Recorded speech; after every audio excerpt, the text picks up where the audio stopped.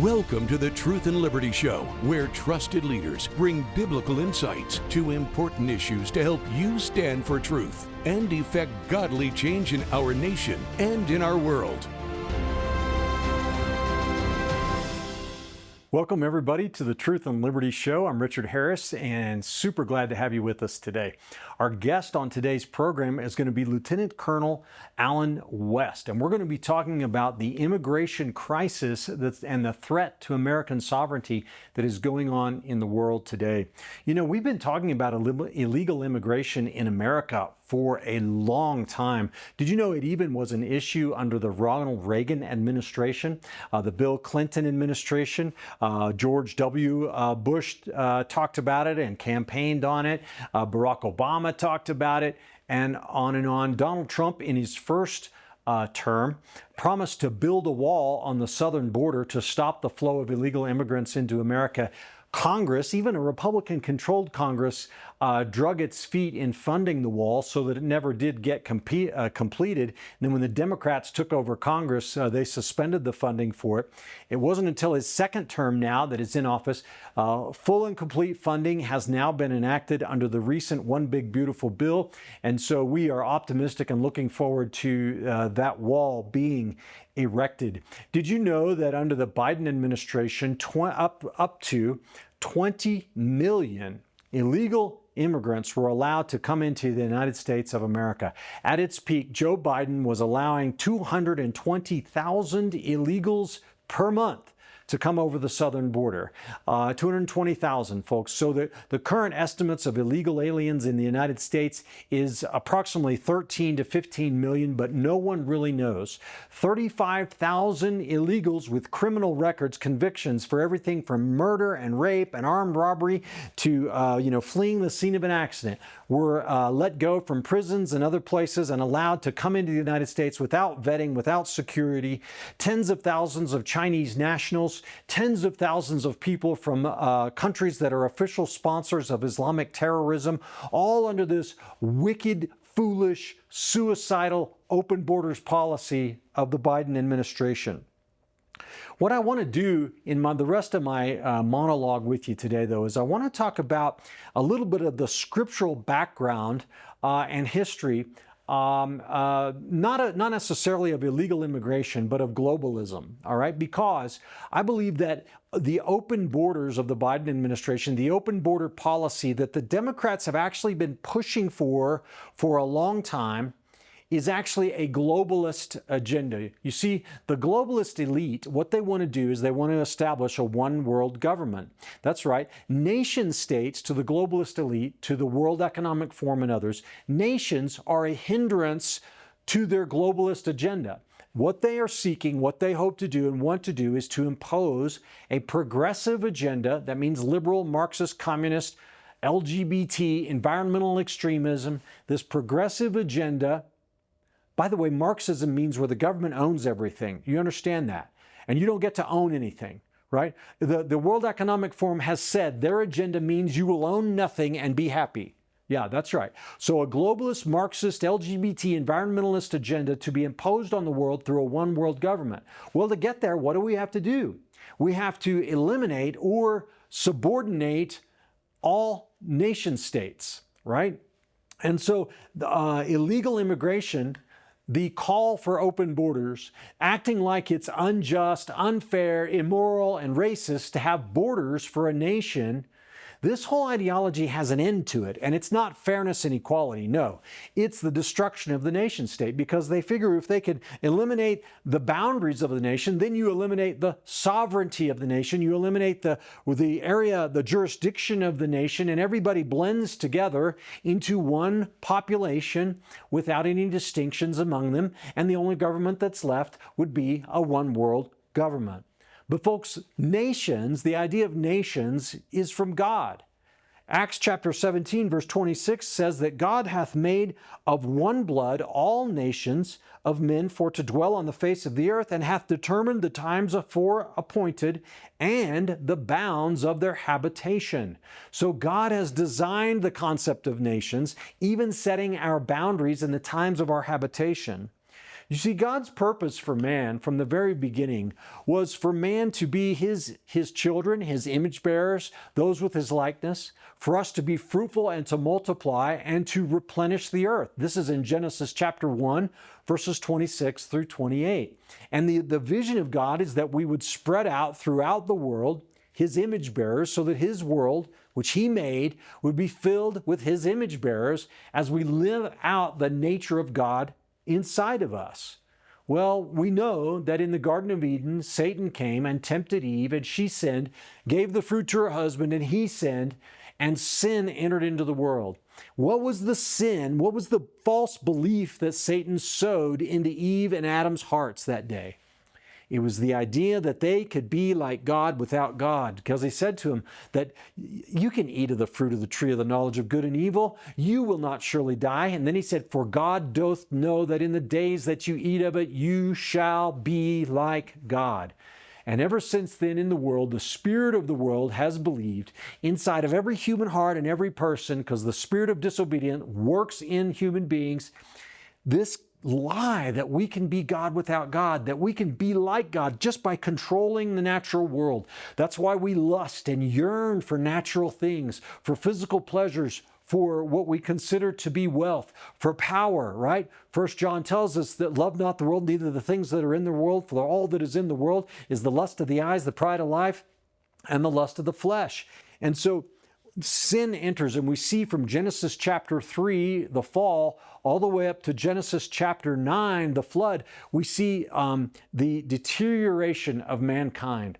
And so that by the time of Genesis 6, when God starts talking about Noah, it says that mankind became exceedingly wicked upon the earth, that the earth was filled with violence to the point where God regretted that he even made mankind. And so he floods the world in Genesis chapter 6 for 40 days and 40 nights, and he saves a family, one single family, the family of Noah. Noah, his wife, has 3 sons and their 3 daughters. These 8 people, and then the animals of the earth on the ark. They land on Mount Ararat and they come out, and God forms a covenant. He promises not to flood the world again with water, but there's 2 things to notice about Genesis chapter 9, verse 6 and verse 7.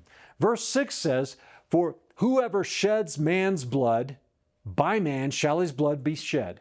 This was the first time God ever authorized man to govern other men, for man to punish other men for violation of God's standards. This was the first civil ordinance. Government, for the first time, is established by God on the earth. And if you fast forward 4,000 years to the book of Romans in the New Testament, you see the Apostle Paul tell us what government is for. It says that the people in government, the king and the ministers under him, are God's ministers to thee for good, for he bears not the sword in vain, but in order to, what? Execute wrath upon the man that doeth evil. So government exists, as we see from these passages, to punish evil, to be a restraining influence on mankind so that we don't get to the point that we got to where God had to flood the world. It's a restraining influence on man so that the gospel, the redemption plan of God, can work its way through the world and accomplish God's plan of redeeming mankind throughout history until the end of the age. So government exists by God for a purpose to restrain evil. But we have a problem. Man wants to be like God. And so man, by Satan's working in him, has always wanted to take control of this thing called government and use it for his own glory, for his own power, for his own wealth. And we don't have to go any farther than Genesis chapter 11 to find this. First, Genesis 10 tells us about a guy named Nimrod, who was Noah's son. And Nimrod, it says he was king of the land of Shinar and of some other places, and Babylon, the first kingdom in the world. And then we learn in Genesis 11 that in Genesis 11, it talks about the Tower of Babel, and it says, the whole earth was of one language and of one speech, and it came to pass, as they journeyed from the east, that they found a plain in the land of Shinar. This is where Nimrod is king, in the land of Shinar, and they dwelt there, and they said one to another, go to, let us make brick and burn them thoroughly. And they had brick for stone, and slime they had for mortar. And they said, go to, let us build us a city and a tower whose top may reach to heaven. And let us make us a name, that we be not scattered abroad upon the face of the whole earth. So this is a rebellion. Man is rebelling against God's commandment to be fruitful and multiply and replenish the earth. And man is trying to fulfill the lust within him to be like God. They want to build this tower up to the heavens, and they want to escape the power of God to punish them because they were flooded, right? They come out of the flood 100 to 300 years later. Let's build a tower so that this will never happen again. We can escape from it. And also we can be like God, ruling over the world from our high place. And so God comes down and he sees this happening, and what does he do? He confuses their languages. In Genesis 11:6, it says, behold, the people is one, and they have all one language, and they begin to do, and now nothing will be restrained from them which they've imagined to do. In verse 7, God says, let us go down, and there confound their language, that they may not understand one another's speech. If you go back to the verse we read in the beginning, Acts 17:26, what we see here is God separates mankind into cultures and families and clans, which become nations, and he establishes their boundaries. What's the purpose of this, God? Don't you want us united in the human spirit? God is saying, no, I want power decentralized. I do not want Satan taking over and ruling. I want you decentralized so that I can work my plan in the earth, and we can have freedom for mankind to fulfill his God-given image as I work out my redemption plan. We look forward in Revelation chapter 13, we see this figure called the Antichrist, the beast who rises out of the sea. The Bible says in verse 7, that it was given to him to make war with the saints and to overcome them, and power was given him over all kindreds and tongues and nations. So ultimately, Satan will have his man in charge, this Antichrist, who will rule the world through one world government. And we know from verse 7 and verse 8 and later in chapter 13 of Revelation, the Antichrist is going to force people to worship him. And those who don't worship him, see, they're worshiping man, will be put to death. This is what the mark of the beast is about. It says this in many places in the Bible. You see, Satan is wanting man to worship man to worship Satan through mankind. This perversion, this sin, this wickedness is what it's all about. And how in the modern age we have this, there's always been a manifestation of this. All of these emperors throughout ages have tried to conquer the world.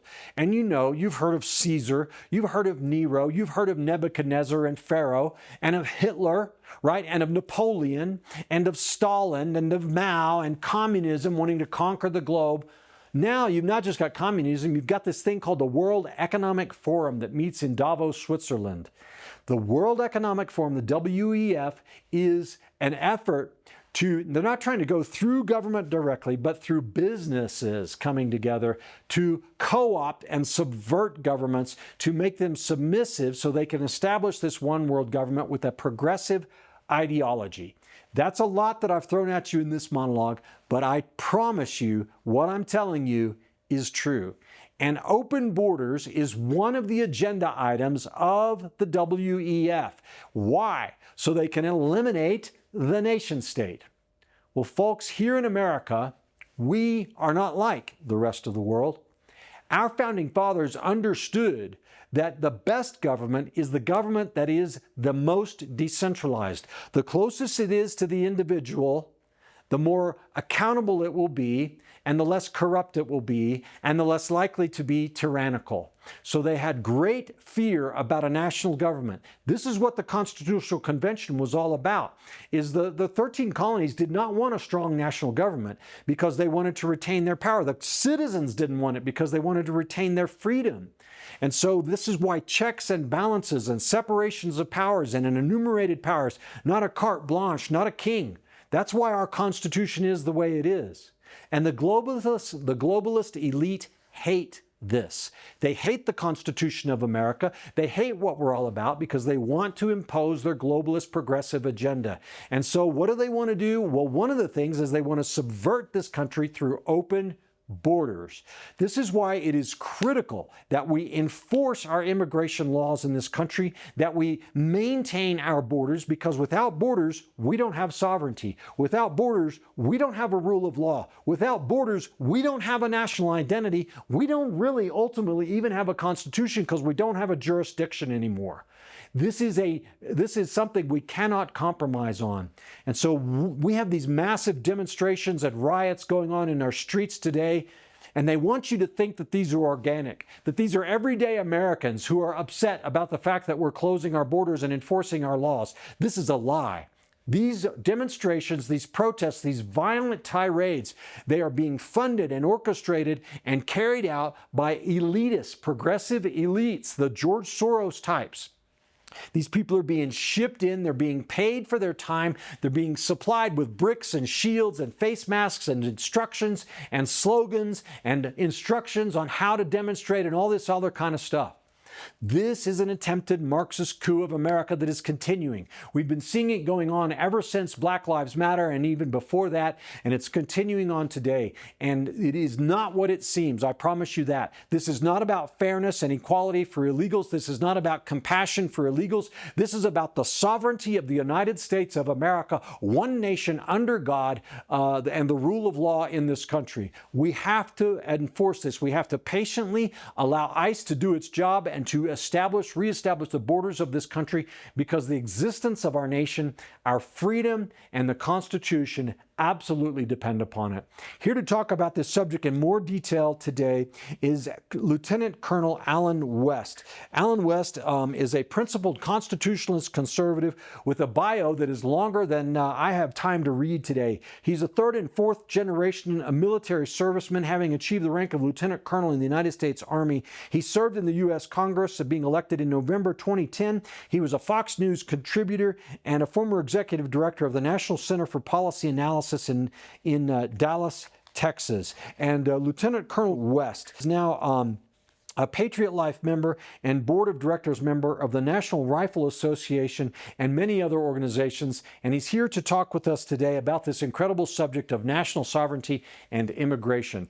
I know you're going to enjoy this time as I get to sit down with Colonel West, so you don't want to go away. I'm going to share some information with you. It'll take about 90 seconds, and then we'll be right back. Be sure to go to our website, number one, truthandliberty.net, to register for our free conference September 11th through the 13th in Woodland Park of this year, 2025, where Charlie Kirk is going to be speaking and many others. But also go to truthandlibertygtn.com, where you can get a free copy of Andrew Womack's booklet, What is Truth? This is an awesome little booklet that everybody needs to read, so be sure to do those things today. And we'll be back in just a little bit as I sit down with Colonel Allen West.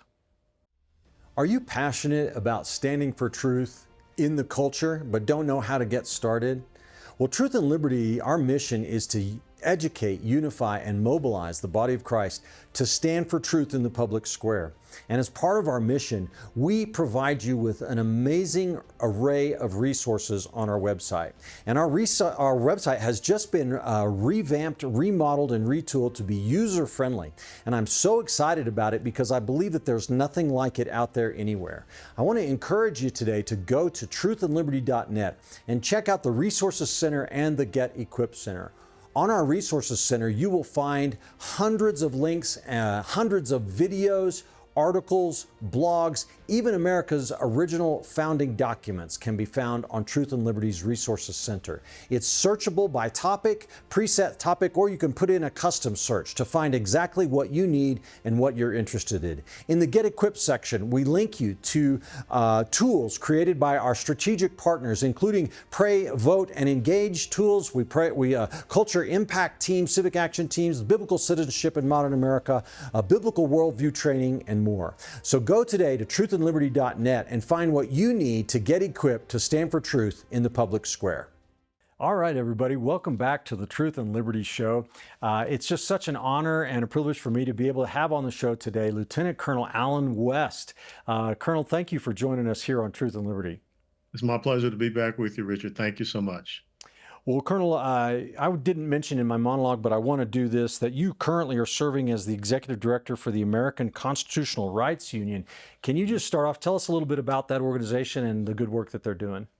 Yeah, sure. The organization was founded back in 1996 by former members of the Reagan administration, his Attorney General Edwin Meese, and also the gentleman that was responsible for writing his welfare reform legislation, Robert Carlson. And the whole point was to have an organization that was counter to the ACLU, the American Civil Liberties Unions, because we want to stress our constitutional rights over this kind of subjective, amorphous thing called civil liberties.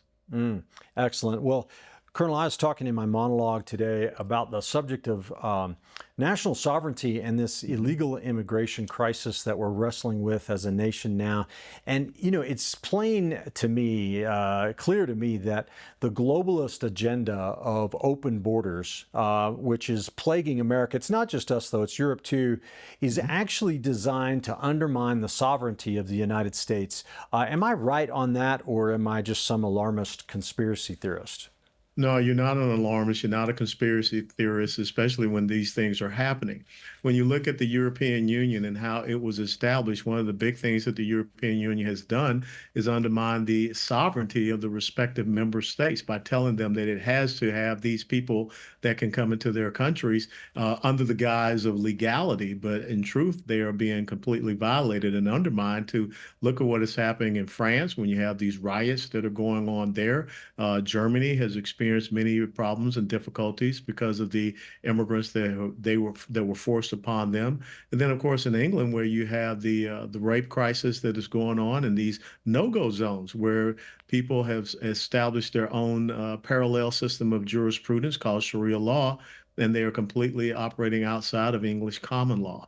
So yes, you're starting to see the exact same thing happening here with the United States of America, you know, pushed by, like you said, the globalist one world agenda people, Project 21, whatever you want to call it. But when you go down into Panama and through the Darien Gap, you can see that there are a lot of globalist organizations that were helping these people jump over, you know, independent boundaries of other countries just to get them into the United States of America.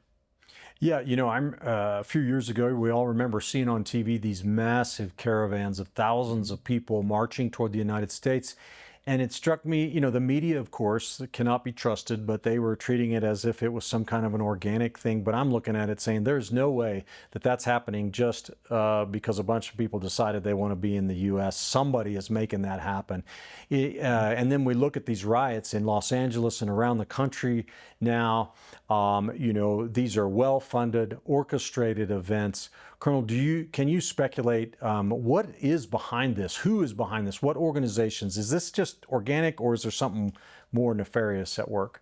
No, it's absolutely nefarious. It's not organic in any way, shape, form, or fashion. If you go back to 2008, when it was then Senator Barack Obama who stood up, I believe he was at the University of Missouri and Columbia. He said that we're 5 days away from fundamentally transforming the United States of America. And this is part of that leftist, socialist, communist plan to transform the United States of America. But it is also other countries that are involved and engaged in this that have turned a blind eye. Mexico has to be part of it. But there are United Nations backed forces that want to see this undermining of this country. They want to see the violation of our sovereignty. And to put it in a biblical perspective, Richard, you know, when Adam and Eve were kicked out of the Garden of Eden, I mean, the Lord stationed an angel with a sword of fire to make sure they could not come back in. So God understands borders and sovereignty and things of this nature as well. Yeah. So when you talk about people just being able to come here, I was down on the border here in the state of Texas quite a many time. I was even deputized down in Kinney County, Brackettville, which sits right there along the border. And what you saw were not people that were struggling coming across. You saw people that they were not starving. You saw people with some pretty good clothes, new tennis shoes, things of this nature. But the most important thing was they had been coached on what to say and what to do. You had a lot of these non-governmental organizations that were involved. Catholic Charities was one of the preeminent ones. And the whole thing about if someone is claiming asylum, you claim asylum at the very first country you come into. You don't skip 4 or 5, you know, even Mm. more countries, and then you claim asylum. Yeah, I've never heard that point before, but that's an excellent one. So, Colonel, the Biden administration, with its open border policy, allowed in, you know, highest estimates I've seen is 20 million, Mhm. certainly 13, 14 million illegals into our country with no vetting, no precautions. We know now that in 2023 alone, 35,000 people with criminal convictions entered the United States, thousands of Chinese nationals, people from state sponsors of terrorist, nations. 50,000 pounds of fentanyl were brought into the United States. How has this open border policy, unfettered immigration, how is it hurting America? Well, first and foremost, what Joe Biden did was a complete violation of the Constitution of the United States of America. It should have been an impeachable offense because when you read Article 4, Section 4 of the Constitution, which is known as the Guarantee Clause, there are two things that the federal government is supposed to guarantee to every state in the union. Number one, a Republican form of government, not Republican Party, but we're a constitutional republic. The second thing is to protect every state in the union from invasion. What we saw Joe Biden allow was an invasion.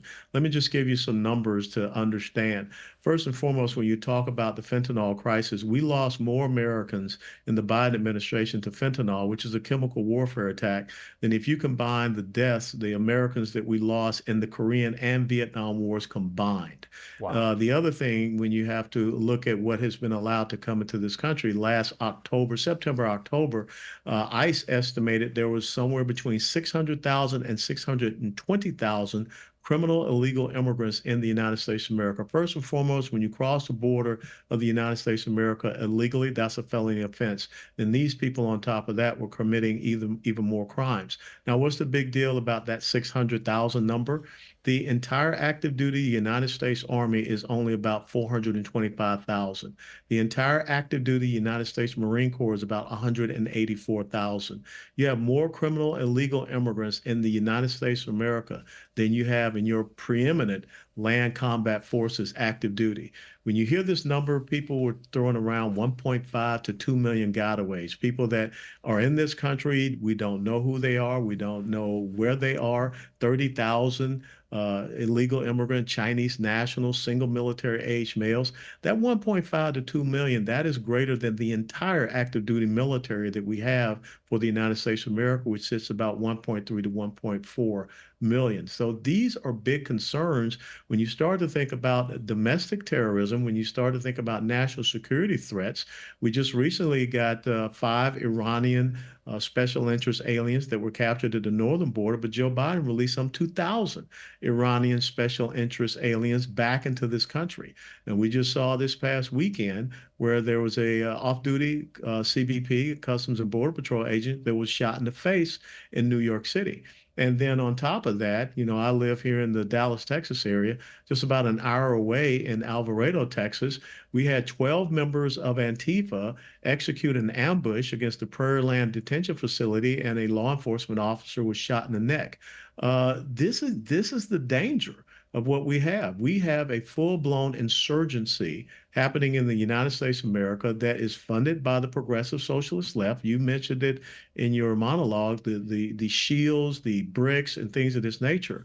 But these folks that conducted the ambush here in Alvarado, Texas, were completely armed up with tactical gear, long rifles, short pistols, and one of the houses that they found 40 weapons and other things that could be used for continued ambushes and things of this nature. So this is very serious what we're confronting.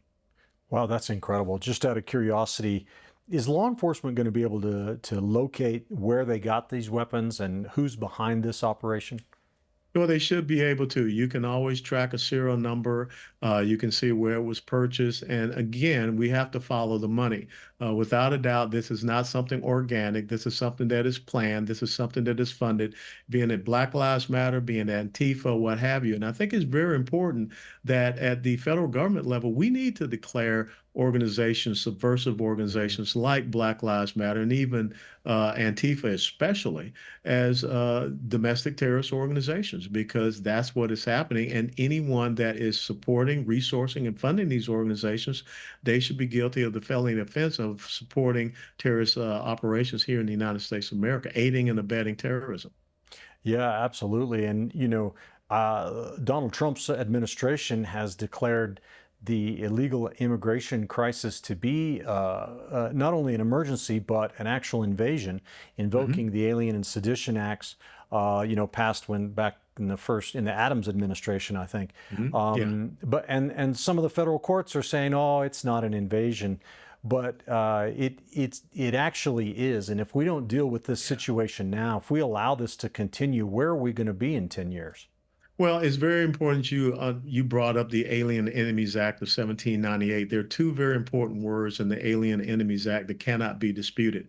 It's called predatory incursions.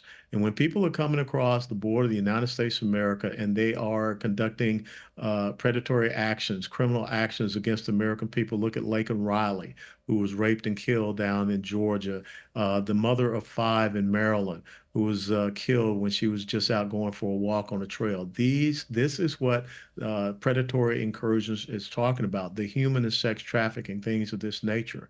So when you look at these judges that are out there in these district courts, first and foremost, they are acting way outside their jurisdictions and their boundaries to try to place these injunctions on the executive branch doing what they're supposed to do, which is to protect the American people. And how funny it is, Richard, that during the time when Joe Biden was violating the Constitution, you heard nothing from these district judges. Now, all of a sudden, Donald Trump is coming in and having ICE and our law enforcement do what they're supposed to do and abiding by the rule of law and the Constitution, and also Article 6, Section 2 of the Constitution, known as the Supremacy Clause. The Constitution is the law of the land, and the federal government, when there's pursuing things in pursuance thereof, those are the 3 key words to the Constitution, states and local municipalities are subservient to the federal government. The federal government is supreme in those acts. And so this whole thing about sanctuary cities and sanctuary states, it's unconstitutional. And anyone that wants to say that this is not an invasion, look, Richard, if someone comes into your house and they are not invited, they break into your house, what is that called? A home invasion. Home invasion. Yeah, that's right, a home invasion. And every couple weeks we read another horror story about an illegal alien who's murdered somebody or raped some woman or something like that here in America. And Colonel, it's not to say that every illegal alien is a violent murderer, but every illegal alien is, by definition, a criminal because they have broken the laws of the United States to be here in the first place. But the problem with this unfettered immigration is you don't know who's coming in. There's no effort to protect America whatsoever. And so you got the gangs that are infiltrating, the fentanyl and the criminals and the Chinese nationals and the probably the Muslim terrorists and all this other sort of thing. So I think that's absolutely right. Well, what about the money side of this, Colonel?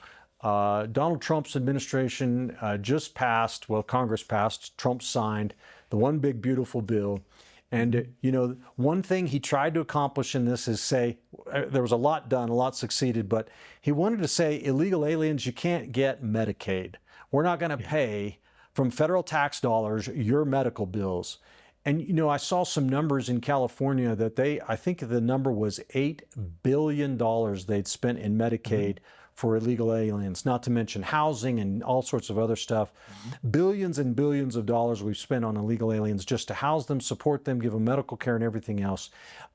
This seems out of control too, and we can't even balance our own budget. No, you're absolutely right. And you look at a state like California and the budget deficits and the debt that they have out there, but yet they want to placate, they want to appease, and they want to fund this thing. It's a criminal action called illegal immigration. And to harbor these people is a criminal act as well. If I tried to harbor someone in my house that was guilty of a felony offense, guess what? I'm complicit to that. I'm accomplice to that crime. And so I don't understand what leg these people can stand on. And you think about the mayor of Los Angeles, Karen Bass, who is now talking about giving illegal immigrants free money so they don't have to go out and work. They don't have to go outside the home and worry about, the ICE raids and things of this nature. And ICE is focused on that criminal element. So yes, why is it that people that are coming here illegally are getting taxpayer-funded benefits? Even here in the state of Texas, one of the big issues is in-state tuition is granted toward people that are here illegally. So think about it. A kid that is, right next door in Louisiana or New Mexico, they have to pay an out-of-state tuition rate, but someone can come here illegally and they get in-state tuition here in the state of Texas. This is unfair to the American American people, that's unfair to the American taxpayer. And really what this is all about, if you go and you study and you understand the census, the left wants the census, the drawing of representative districts, to be based upon number, not upon citizens. And that's a big deal. And we're looking at doing some redistricting in this special session of our Texas legislature right now. And it has the left absolutely up in arms. So again, this goes back to 2008 when Barack Obama talked about a fundamental transformation in the United States of America. This is unconstitutional. It is unlawful. It is immoral. It is unethical what the left is trying to do to this country. And even more so, we are facing a new insurgency in the United States of America I've never seen before. And, the latest poll numbers are showing that Americans are not in support of the deportation part of this. I think they probably still support the wall concept and closing the border, but the deportation is starting to suffer. What's going on there, Colonel? Is the Trump administration not doing enough to sell this, to explain why it's needed, to explain why it's not unjust? Does the administration need to do more to bolster public opinion on the deportation efforts? I think the administration just needs to do more in telling the truth and telling the story and taking back the narrative. Because when you have these leftist media outlets, let's look case in point, the woman who faked her own kidnapping. And of course, the leftist media out there in California jumped on that. This is one of those things when you're the president of the United States of America, you have the biggest bully pulpit. And I'm not talking about getting on social media. I'm talking about an evening address to the American people on this issue, going down and telling them exactly what your priority is, who you're focusing on. We're not going out there looking for, grandma and grandpa, and call out the left for the lies that they have been proliferating and promulgating out there through their media platforms, because they've just become talking heads. So I think that the more the American people understand that this is about their safety, this is about their security, these are the type of people that are being taken off the streets, these are the reasons why these people are being taken off the streets, I think you'll see that number reach all-time highs. And again, this is a horrible situation that the Democrat Party tries to find themselves on. Being on the side of criminal, illegal immigrants, that's not a winning proposition.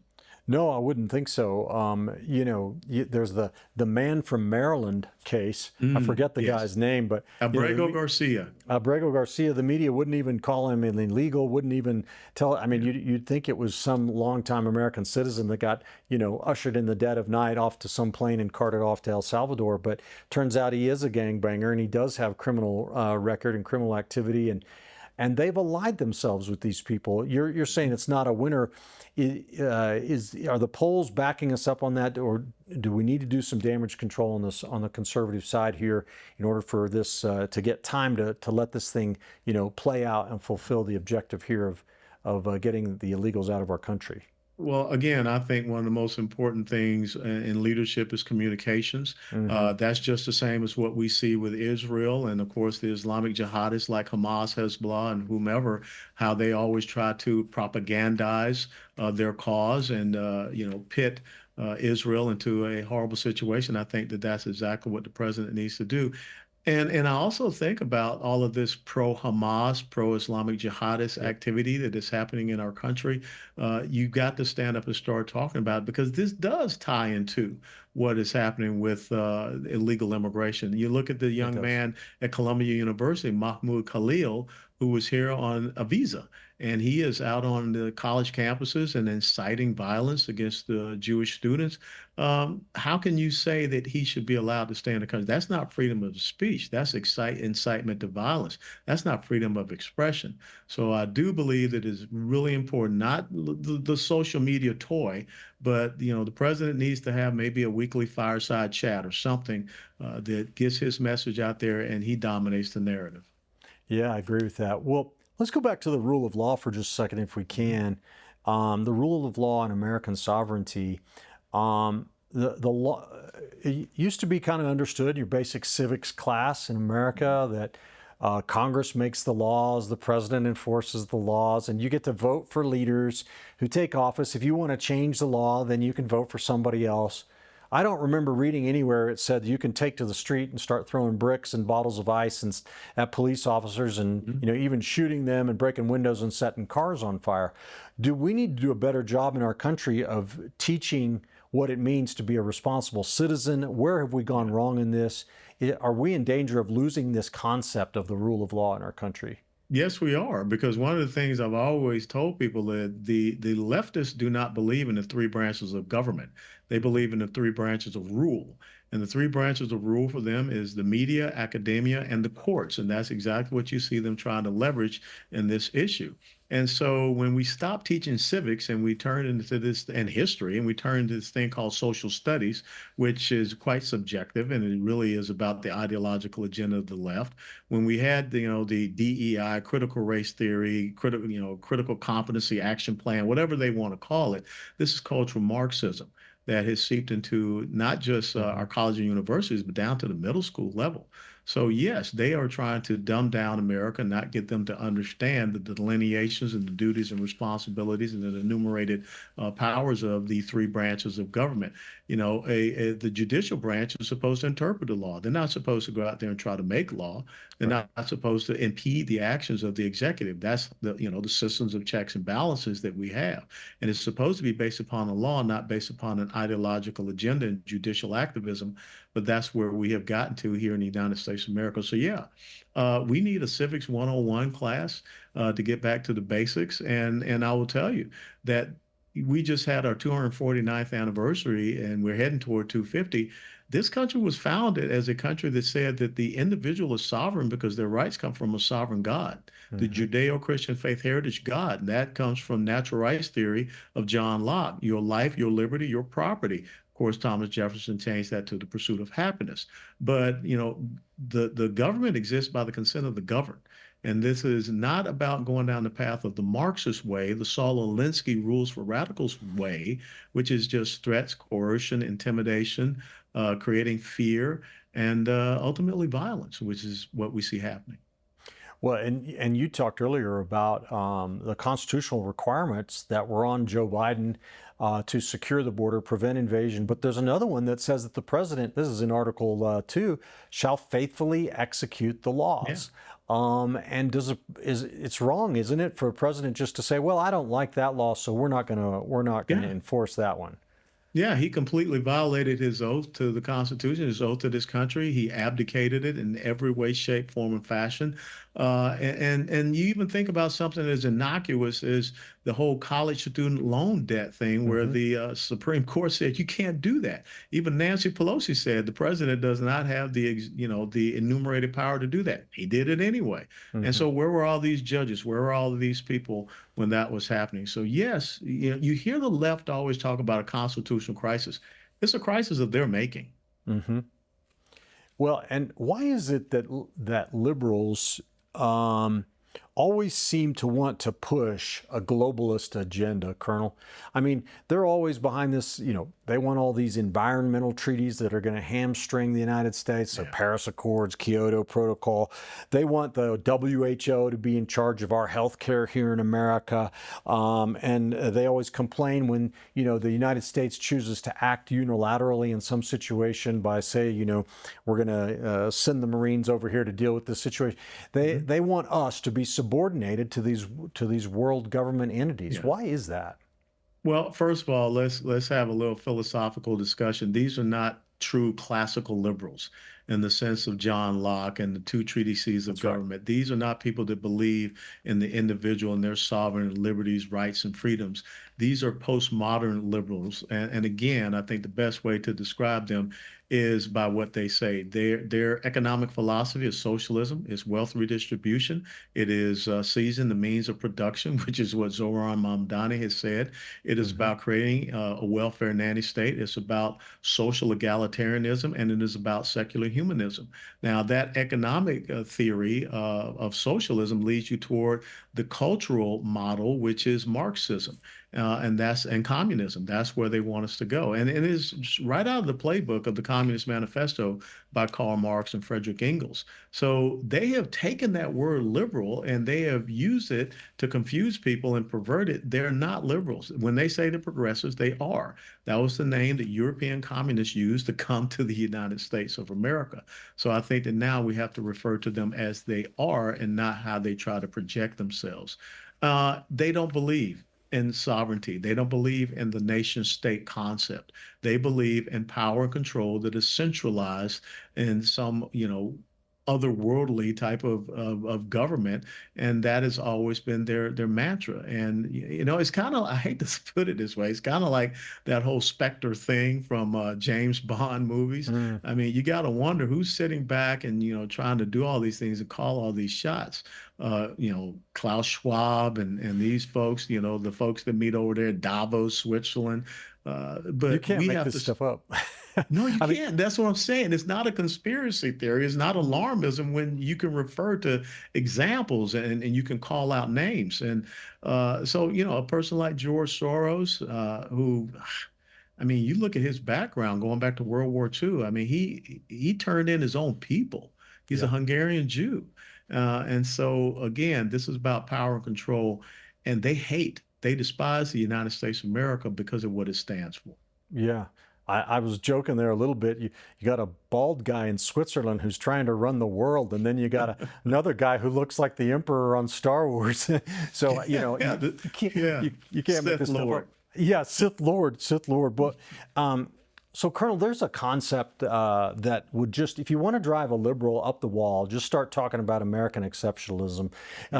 Can you comment on that? It seems relevant here that we're fighting against illegal immigration, not because we're racist, but because we want to preserve this most unique experiment in freedom and liberty called America. America is exceptional. Is that tied into this? Can you comment on that further? Yeah, I absolutely believe that. To them, as a matter of fact, it was just last year, there was a young female commentator on MSNBC, and she referred to this whole thing, natural rights theory, as an extremist movement. I mean, this is what Thomas Jefferson read in creating the Declaration of Independence. Thomas Jefferson quoted it in the Declaration of Independence when he said the laws of nature and nature's God. So yes, the existence of the United States of America is a stench in their nostrils. And again, it comes back to the 2008 thing. We have to fundamentally transform the United States of America. Look, I'm 64 years of age. 64 years ago, I was born in a blacks-only hospital in the inner city of Atlanta, Georgia. No one came down and said, this is what we want to hand to you. My father always taught me that you go out and you find the standard and you exceed it. That's what a man that was born in 1920 down in the South taught me, a man who served in the United States military in World War II when the country didn't see him as equal. That's why America is exceptional, because it doesn't see you about where you were born, doesn't see you about where you're from. It says that we have an equality of opportunity, that if you have a drive and a determination, you can, as the Army has as its motto, be all you can be. But leftists have a belief in an equality of outcomes, that somewhere, someone sitting behind a curtain, a little bald guy or a little Sith Lord guy, he is the one that decides your outcomes. They're the ones that decide what happens in your life. And again, it comes back to that power and control thing. And the United States of America is the supreme example of why that does not work. People came here, after the Vietnam War, people came here with nothing. And look at the success that they have had, the businesses they have created, the Ivy League educated kids that they have, and things of this nature. And so that's what America represents. On this whole subject of immigration, this is, I think, something where lots and lots of churches have missed the mark on this, where they're looking at the individual illegals and they're thinking in terms of compassion and helping the poor, but they're not thinking about the bigger picture here. Is this because we've been operating for so long under this idea that pastors can't talk about politics, that we've just gotten so uninformed that we don't even know what we're talking about anymore? in the Well, church. I mean, absolutely. Absolutely. I think that that was one of the reasons why Lyndon Baines Johnson, when he was a senator from Texas, he came up with the Johnson Amendment. Why? Because the civil rights movement was coming out of churches and mm, he wanted to silence the church. And so now we have matriculated to a point where we say, oh, yeah, let's keep the churches from addressing these issues. Let's try to, threaten them with the 501c3 revocation and things. I will tell you, Richard, that to all the pastors that are listening, when you show up at the pearly gates, God's not going to ask you about a 501c3 status. He's going to ask you if you preach the word in yeah. season and out, or were you out there trying to tickle people's ears? We had a great sermon at my church this past weekend talking about Romans 12:2, where you're not supposed to conform to the world, but you're supposed to transform it by the renewing of your mind. And I Mm, think that's so important when we see pastors trying to accommodate and appease the culture and society for whatever reason. When I see these commercials, Jesus gets us. No, we're supposed to get him. mm, That's the whole gift of salvation. Or trying to say that Jesus was an illegal immigrant too. I mean, that's how they try to fit this stuff into this box. yeah. But I remember when Jesus said, "Render unto Caesar what is Caesar's," when the Pharisees tried to trick him. So we have to, abide by the law, the rule of law. And when we see the rule of law that is threatening our Judeo-Christian faith heritage and our freedom of religion and the free exercise thereof, separation of church and state is not in the Constitution. It's not in the Declaration of Independence. Read Thomas Jefferson's letter to the Danbury Baptist Convention to understand what it is. It was meant to protect churches and the church from the government. Yep. And now we've gotten upside down. Well, the Johnson Amendment, we got some great news last week Yes. that the Yes. IRS has agreed to settle a lawsuit. Can you comment on that and what happened there? And Mhm. is that as big a deal as I think it is? That's an incredibly huge deal. That now all of Mhm. a sudden it is saying that pastors have the ability to speak not just about the issues of the day, but also they can speak to the candidates of the day. And look, let's be very honest. The Democrats have been going into black churches and doing that the whole time. I mean, Yeah. Joe Biden was down in Galveston, Texas, at a church speaking on Juneteenth, something that he and the Democrat Party had nothing to do with. So yes, I think it's absolutely great. I think it's Billy Long, who former colleague of mine in Congress, who is over there heading up IRS, was part of that decision being made, and I think it's the right decision. Absolutely. So pastors can now, they always could, but the Mhm. IRS had so many intimidated by it that now they can Yes. even go so far as to endorse candidates from the pulpit. So I like to say there's no more excuse now, pastors. You have nothing to hide behind. You got to get up and speak the truth boldly. So what about the rest of what's going on in the Trump administration? Let's talk about a few more subjects if we could, Mhm. Colonel. Trump is still working his agenda on the tariff front and the trade front, trying to equalize the playing field with other countries. How do you evaluate that? How's it going there? Is he on the right track? And are we going to come out ahead in the long run? Yes, we will come out ahead. As a matter of fact, you saw a $28 billion surplus that was unheard of. We've seen hundreds of billions of dollars come in by way of these tariffs. This is all about what we understand as fair trade. A Hmm. lot of people say, they support free trade, but telling us that we have these barriers to be able to go into certain markets when, other countries have no barriers to come into our market. And we're the biggest economic market, consumer market out there. So yes, you should work hard to get into the market of the United States of America. And I would be happy to see that there were no tariffs whatsoever, when you're out there trading amongst your friends. But I think we have to be very careful when we see our adversaries like China, who realizes that they can take the trade imbalance and the trade deficit that they have, and they can use it for nefarious purposes, such as building up their maritime forces, supporting North Korea to be able to deploy troops over into Ukraine, things of this nature, threatening Taiwan. So I think that what President Trump has understood is that you can use your economy as a means of national power and make it a fair thing for the American people. And also, look at all the new investment that is coming back to the Hmm. United States of America, which means jobs for Americans. So yes, we have a sign out that says America is open for business, and we're doing it from a position of strength and not weakness. Yeah, amen. And sort of like on the deportation effort on the tariff thing, I think we have got to be patient and allow this thing to play out. But you know, all the hand wringers and naysayers, they were saying, "Oh, inflation's going to go through the roof and it's going to wreck the economy." Here we are, inflation's under 3%. The stock market is still climbing. You know, and once those trade deals start falling into place, I suspect things are really going to take off. No, you're absolutely right. And think about it. When President Trump left office, the inflation rate was 1.4%. Joe Biden took it up to 9.1%. You heard nothing from those naysayers then. And Yeah. so the hypocrisy is laughable, just the same as these federal judges and district court judges who said nothing when Joe Biden was violating the Constitution. Now, all of a sudden, they have some, I don't know, situational ethic that is overtaking them. Well, and so, Colonel, what about this one big, beautiful bill that got passed? Again, the Democrats crying and screaming, saying it's going to increase the national debt and deficit. Trump's people on the other side are saying, no, it's going to cut the debt by, 5 trillion or so over 10 years. Who's right in this equation? Was that a good bill or not?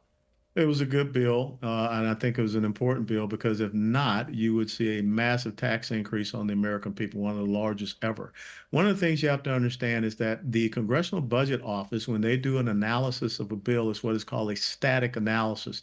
It's just basically numbers in and numbers out. It does not do what is understood as a dynamic analysis. It doesn't take into variable effects such as, all of a sudden people spending more money or more business investment and things of this nature. So I think that you will see an incredible dynamic economic boom for the United States of America. And again, we're 6 months into this. And, all of these procrastinators that want to wish doom and gloom on this country in the first 6 months, I mean, they continue to fall short. And they are truly like the Chicken Little. They're losing their effect because you can only say the sky is falling so many times. Mm-hmm. Well, And I know what I forgot to say. How many times do we have to hear the Democrats? The only response they have to anything is people are going to die. People are going to die. People are going to die. More people are going to die. Everyone's going to die. But yet they're happy to allow criminal illegal immigrants to come into this country. And they're really killing people. Yeah, it's amazing. All these millions of people that are going to lose their health insurance. They're talking about Medicaid. All Trump did, the main thing he did is he said, if you're able-bodied, you got to work to get Medicaid. And that's not losing your insurance. That's getting off your butt, getting out there and contributing to society. Yeah, and one of the things that the Patient Protection Affordable Care Act, Obamacare, did, it expanded Medicaid. And really go back and think about what Medicaid was meant to be. Medicaid was meant to be an assistance program for people, health insurance that are at or below the poverty level. So why would you want to expand a program like that? That says that you don't want people to have economic prosperity. You don't want people to have economic empowerment. You don't want people to have economic opportunity. Again, this is about wedding more people to the federal government and to the government, which again is that third point of a socialist economic mindset, is to create and expand a welfare nanny state. Well, Colonel, thank you so much for coming on Truth and Liberty today. How can people learn more about what you're doing these days? Sure. You can go to theacru.org. That's the American Constitutional Rights Union. One of the things that we have started with is something called the Defender Initiative, where we're supporting sheriffs that are out there joining the 287G program to work with ICE so that we can get more of these criminal illegal immigrants off the street. Sadly, Richard, out there in Colorado, they have passed a law that says sheriffs cannot work with ICE. And think about that. Elected officials that want to see more crime and criminality on the streets. You can also follow me on Substack and all of the social media platforms out there, except TikTok, because I don't believe in supporting the Chinese Communist Party. All right. So there you got it, folks. All social media except TikTok. Stay away from the Chi-Coms, and you'll be better for it. So Colonel Allen West, thank you for joining us here on Truth and Liberty today. And folks, I wanted to remind you to check out our resources page on the Truth and Liberty website. We've got a one-of-a-kind resources center there that's searchable by topic. You can find everything from abortion to how to stand up against the LGBT agenda in schools to how to vote, your elected representative, and more. And also be sure to register for the Truth and Liberty Conference coming up September 11th through the 13th in Woodland Park. Charlie Kirk will be with us, as well as many other great speakers. It's a free event, and you can register on our website at truthandliberty.net. Thank you for watching, everybody. We'll see you again next time.